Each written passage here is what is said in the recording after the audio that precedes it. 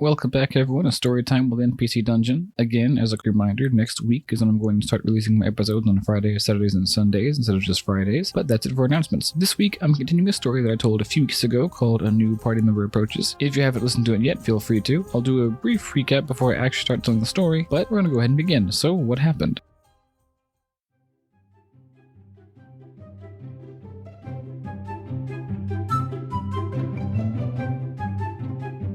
Well, like I said, first for a little review. This story follows the same campaign that follows Harold Bigsby, Thane, and Damaris the Amorous, again amazing names. One of my players fell to a bodak that they had encountered, so he brought in his character's sister, Luna, who was looking for her long-lost brother, who had apparently fallen bad with an assassin's guild. In the process, she came across the rest of the party in an abandoned city overrun by nature, with plants, foliage, and wild animals to be found in every empty building. Luna came across a little girl, alone and in danger, so she rescued her and retreated with the rest of the group to the rooftops, where she was approached by a member of the group her brother was part of, apparently. She told her that the rest of them were kidnapped and charmed by a cult that had overtaken the city, and asked her to find the last remaining lieutenant that she had and meet her at a temple in the center of the city. And this is where we begin.